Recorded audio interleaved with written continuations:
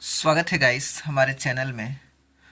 आज जो है हम प्रतिशत से जो है पार्ट 3 हम लेकर के आए हैं, जिसमें टाइप फर्स्ट है हमारा। क्वेश्चन हमारा है कि चीनी की कीमत में 25% वृद्धि हो गई है। यदि एक गृहस्वामी चीनी पर अपना खर्च बढ़ाना ना चाहे तो उसे उसकी खपत में कितनी कमी करनी चाहिए। इस प्रकार का जो क्वेश्चन जो एग्जाम में पूछा जाता है, जैसे ये एसएससी CHL 2011 में पूछा गया। यानी कि किसी की कीमत में अगर हम वृद्धि करते हैं और अगर हम अपना खर्च न बढ़ाना चाहें तो कितनी कमी करनी चाहिए, इस प्रकार का क्वेश्चन आता है। तो इसका एक सूत्र है, जैसा कि हम यहाँ पे सूत्र आपको दिखा रहे हैं। सूत्र होता है कि कमी प्रतिशत बराबर अंतर बटा के वृद्धि के बाद मूल्य गुणे 100। कमी प्रतिशत बराबर अंतर अपान के हो जाएगा वृद्धि के बाद मूल्य गुणे 100। तो सॉल्व हम कैसे करते हैं? तो सॉल्व करने का हमारा तरीका यही है कि सबसे पहले मान लेते हैं कि प्रारंभिक मूल्य जो है हमारा 100 है, यानी प्रारंभिक मूल्य हमारा 100 है। अब वृद्धि के बाद मूल्य, तो वृद्धि कितनी की हो रही है? 25% की। तो वृद्धि के बाद मूल्य हो जाएगा 125, यानी कि ये शुरू का हमारा है और ये जब वृद्धि हुआ है तो 125 हो गया। अंतर अब निकालना है, तो अंतर कैसे निकालते हैं? तो 125 में से जब हम घटा देंगे 100 तो अंतर हमारा निकल करके आ जाएगा 25। तो ये हमारा जो है अंतर आ गया। अब इसी फार्मूले पे जो है हम रख देते हैं, तो अंतर हो जाएगा, अंतर हमारा कितना है? तो 25 है, बटा के वृद्धि के बाद मूल्य, वृद्धि के बाद मूल्य कितना निकला था? 125, और उसके बाद गुणे 100, गुणा कर देते हैं 100 से। अब इसको सॉल्व करेंगे तो 25 से जो है 125 5 बार में जाएगा और 5 से 100 जो है 20 बार में कटेगा। तो आंसर जो हमारा आ गया यहाँ से 20%। तो यहाँ पे जो है हमारा ऑप्शन ए जो है यहाँ पे करेक्ट हो गया कि चीनी का भाव 40% बढ़ जाने से कोई परिवार चीनी का उपभोग कितने प्रतिशत कम कर दे ताकि परिवार का खर्च न बढ़े। ये एसएससी CGL 2010 में पूछा गया क्वेश्चन है। तो जैसा कि हमने फार्मूला यहाँ पे बताया, कमी प्रतिशत बराबर अंतर अपान के वृद्धि के बाद मूल्य गुणे 100 होता है। इसी पे इसको जो है हम सॉल्व करेंगे। तो यहाँ पे प्रारंभिक मूल्य हम हमेशा 100 मानेंगे, प्रारंभिक मूल्य 100 है। वृद्धि हो रही है तो 140 हो जाएगा, यानी 100 में 40 जोड़ देंगे तो 140 हो गया। यहाँ पे अंतर निकालना है तो 140 में से 100 घटा देंगे, 140 में से 100 घटा देंगे तो अंतर हमारा 40 का आ जाएगा। अब इसी फार्मूले पे रख देंगे अंतर, तो अंतर हमारा हो गया 40, बटा में वृद्धि के बाद मूल्य, वृद्धि के बाद मूल्य कितना है? 140 है, यहाँ पे कर देंगे 140, उसके बाद गुणे आपको कर देना है 100। एक जीरो से यहाँ एक जीरो कट गया, अब बचा कितना? तो अब यहाँ पे कटा देंगे, अगर 2 से इसको कटाते हैं तो ये 20 बार में कट जाएगा और ये 7 बार में कट जाएगा, और 20 का 10 में गुणा कर देंगे तो 20 दहा में आ जाएगा 200 और बटा में आ जाएगा 7, यानी 200/7% जो है हमारा आंसर। तो 200 बटा के 7% हमारा बी ऑप्शन जो है यहाँ पे सही हो जाएगा। है टाइप 2 ये हमारा है कि यदि ए की आय बी की आय से 25% कम हो तो बी की आय ए की आय से कितने प्रतिशत अधिक होगी। यानी ये टाइप 2 है। इस प्रकार के जो क्वेश्चन है कि ए की आय बी की आय से 25% कम है तो बी की आय ए की आय से कितने प्रतिशत अधिक होगी। यानी कि अब यहाँ पे अधिक प्रतिशत पूछ रहा है कि कितने प्रतिशत अधिक होगी। तो इसका जो हमारा फार्मूला होता है अधिक प्रतिशत बराबर अंतर अपान के कमी के बाद मूल्य गुणे 100 होता है। वहां पे कमी पूछ रहा था, कमी प्रतिशत, और यहाँ पे अधिक प्रतिशत है, तो अंतर अपान के कमी के बाद मूल्य गुणे 100। तो अब इसी पे जो है इसको हम सॉल्व करेंगे काफ़ी आसानी से। जब आप प्रैक्टिस करेंगे तो यहाँ पे सूत्र की भी ज़रूरत नहीं पड़ेगी, आसानी से आप क्वेश्चन को सॉल्व कर सकते हैं। तो देखते हैं कैसे सॉल्व कर सकते हैं।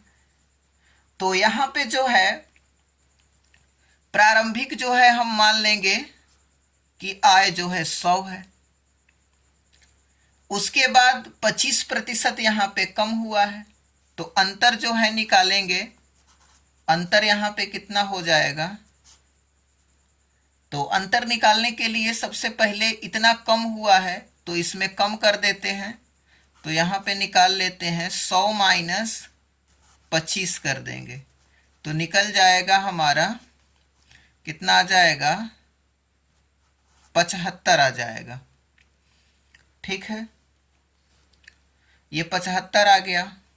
अंतर निकालना है, तो अंतर कैसे निकालेंगे हम, तो अंतर निकालने के लिए 100 में से जो है 75 घटा देंगे, तो ये हमारा अंतर निकल करके आ जाएगा 25 का अंतर है यहाँ पे। और कमी के बाद जो मूल्य है हमारा, तो कितना आया है कमी के बाद मूल्य, तो 75 आया है। यानी कि पहले जो था 100 था हमारा, मान लेंगे कि 100 हमारी आय है, 25% कम हुआ, यानी कमी के बाद जो है हमारा 75 हो गया। अंतर कितना आया, तो 100 में से 75 घटा देंगे तो अंतर हमारा 25 आ गया। तो अगर आपको ये जरूरत नहीं है कि आप इसको सूत्र को याद करें, बिना सूत्र को याद किए ही आप इसको सॉल्व कर सकते हैं। यानी अंतर कितना है, तो अंतर अभी हमने निकाला है कि 25 का अंतर है, तो यहाँ पे कर देंगे 25 बटा में कमी के बाद मूल्य। तो पहले जो था आय हम माने थे 100 है, 25% कम हो गया, 100 में से 25 घटा देंगे 75, नीचे हो जाएगा 75 और गुणे में कर देंगे 100। ठीक है, अब इसको कटा देंगे तो ये 3 बार में कट जाएगा, 25 तिया 75, आ जाएगा कितना हमारा 100 बटा के 3 आ जाएगा। इतना प्रतिशत जो है हमारा आंसर हो जाएगा। तो सी वाला जो है हमारा ऑप्शन सही हो जाएगा। अगला हमारा क्वेश्चन है कि जोसेफ की आय को 10% कम किया गया, यदि उसकी आय को उसके पूर्व स्तर पर लाया जाए तो उसमें कितने प्रतिशत की बढ़ोतरी अनिवार्य होगी। तो ये भी बढ़ोतरी प्रतिशत पूछ रहा है, यानी कि फार्मूला वही लगाएंगे, अधिक प्रतिशत बराबर अंतर अपान के कमी के बाद मूल्य गुणे 100। तो यहाँ पे जब हम लगाएंगे तो मानेंगे कि, मान लेते हैं यहाँ पे कि जो इसकी प्रारंभिक जो आय थी, इसकी प्रारंभिक आय कितनी थी, तो 100 मानते हैं। हमेशा ये आप इसको 100 मानेंगे। 10% कम हुआ, तो 100 में से 10 कम कर दीजिए, 90 आ गया। अब आपको क्या करना है, अंतर निकालना है। अंतर कैसे निकालेंगे, तो 100 में से 90 घटा देंगे, 10 हमारा अंतर आ जाएगा। अब इसी फार्मूले पे बस आपको रख देना है अंतर। अंतर कितना है हमारा 10 है, बटे में कमी के बाद मूल्य, तो 10% कमी किया गया, तो 100 में से जो है 10% कमी करेंगे तो 90 आ गया। अब गुणे में कर देते हैं 100, 1 0 से 1 0 कट गया, यहाँ पे आ गया 100 बटा के 9 आ गया। ये हो गया हमारा आंसर प्रतिशत। तो यहाँ पे जो है बी ऑप्शन जो है हमारा यहाँ पे सही हो गया। अगला क्वेश्चन है, ये टाइप 3 हमारा है। अब टाइप 3 के क्वेश्चन कैसे होते हैं कि यदि प्याज का मूल्य 24 प्रति किलोग्राम से 36 प्रति किलोग्राम हो जाता है, यानी कि 24 रुपया प्रति किलोग्राम से 36 रुपया प्रति किलोग्राम हो जाता है। तो एक गृहिणी को प्याज की खपत में कितने प्रतिशत कमी कर देनी चाहिए ताकि व्यय जो है समान रहे। तो यहाँ पे जो है कितने प्रतिशत कमी कर देनी चाहिए, यानी कि कितने प्रतिशत यहाँ पे कमी करना है, यानी कम करना है कि व्यय समान रहे। तो यहाँ पे व्यय समान होने के लिए हमको बस ये देखना है कि अधिक वाला पूछ रहा है या कमी वाला पूछ रहा है। तो यहाँ पे जो है प्रतिशत कमी वाला पूछ रहा है, कितने प्रतिशत हमको कम करना है। तो अब कम करना है, तो अब ये जो है ये वाला यहाँ पे फार्मूला लगेगा, कमी प्रतिशत बराबर अंतर अपान के वृद्धि के बाद मूल्य गुणे 100। ये वाला जो है फार्मूला हम लगाएंगे।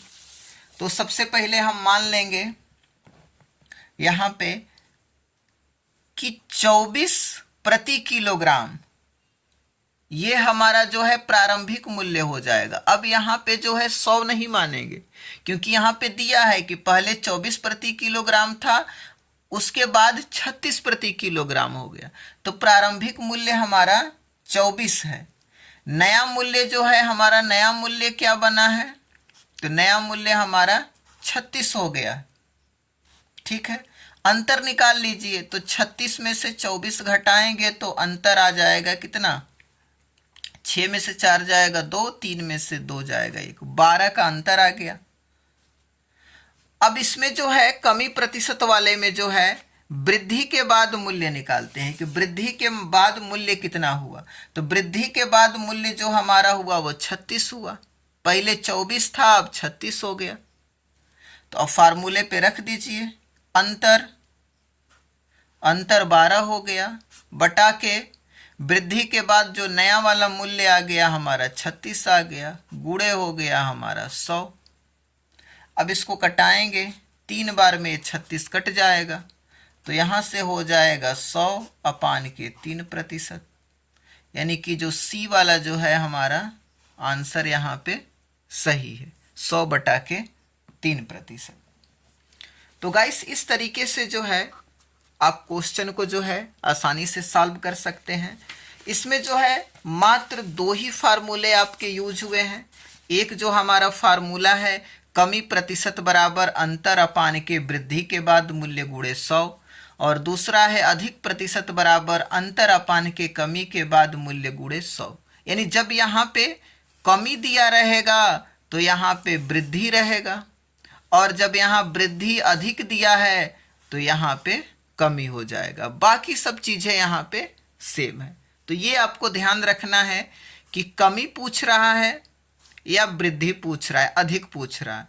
तो कमी रहेगा तो अंतर अपान के वृद्धि कर देंगे, और वृद्धि या अधिक पूछेगा तो अंतर अपान के कमी कर देंगे, और गुणे 100 सब में लगाना है।